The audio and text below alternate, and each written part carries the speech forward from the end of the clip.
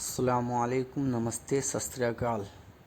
मुझे उम्मीद है कि आप लोग सब खैरियत से होंगे। एक आज दुखद भरी घटना हुई है हमारे गांव से कुछ दूरी पर, ज़िला मुरादाबाद, ग्राम सट्टू नंगला में एक महिला की सांप के काटने से दर्दनाक मौत। जब वो खाना बनाने के लिए किचन में गईं, कुछ सामान उठाते समय सांप ने बाइट किया।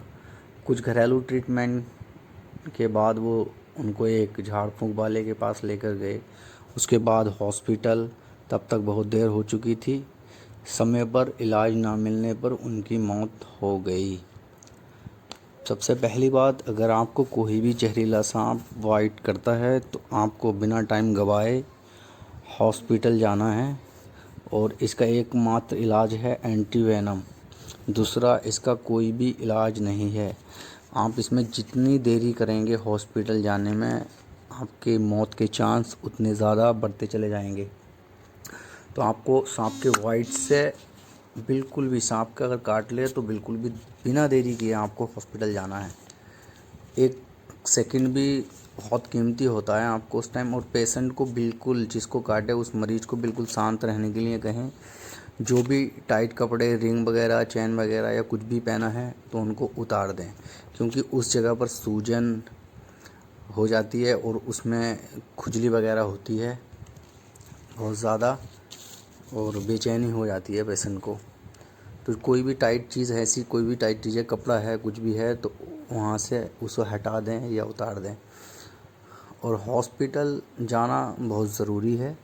बिना हॉस्पिटल के कोई भी इलाज नहीं है। झाड़ फूँक के पास जाकर टाइम बर्बाद करने से कोई भी फ़ायदा नहीं होगा।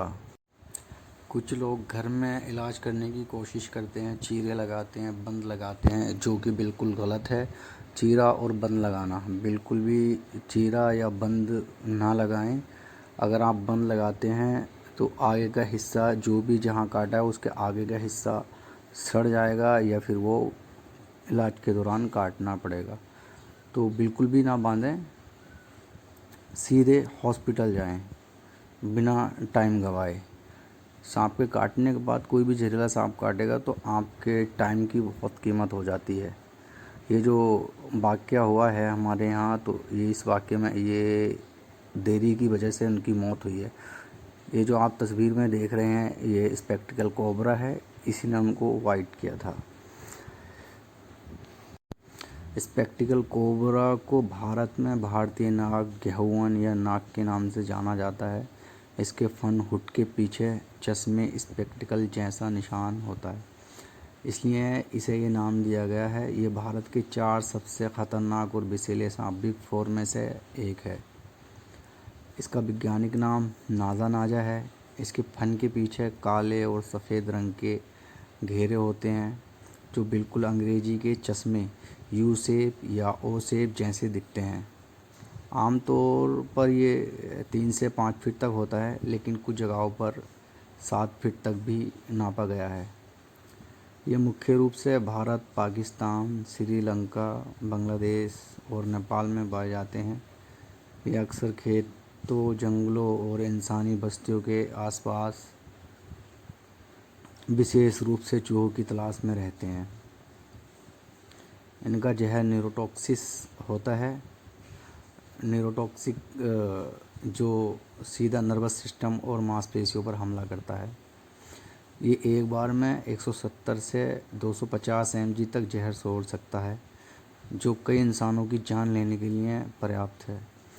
काटने के बाद सांस लेने में दिक्कत, लगवा, पैरालाइज और दिल की धड़कन रुकने जैसे लक्षण, या फिर आँखों से थोड़ा कम दिखना, धुंधलापन हो जाना, एक से मुख्य लक्षण हैं।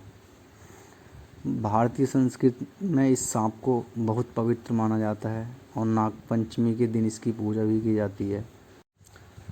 इकोसिस्टम में इनका बहुत बड़ा योगदान है, क्योंकि ये चूहों और मेंढकों की आबादी को नियंत्रित रखते हैं। सांपों से बचने के लिए आपके घर के आसपास की झाड़ियाँ, पानी जहाँ जमा होता है वहाँ पर साफ़ सफाई रखें। अपने घर में जो स्टोरों में सामान रखा है बहुत पुराना, उसमें जो हाथ डालने से पहले चेक कर लें। अगर आपको कहीं भी सांप दिखें तो उनसे उचित दूरी बनाए रखें, डरें नहीं, बिल्कुल भी डरना नहीं चाहिए।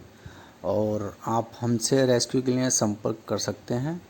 रामपुर ज़िला और मुरादाबाद ज़िले के लोग जितने भी हमसे संपर्क कर सकते हैं, हम उसका रेस्क्यू करेंगे और कहीं आपके घर से दूर जंगल झाड़ियों में छोड़ देंगे।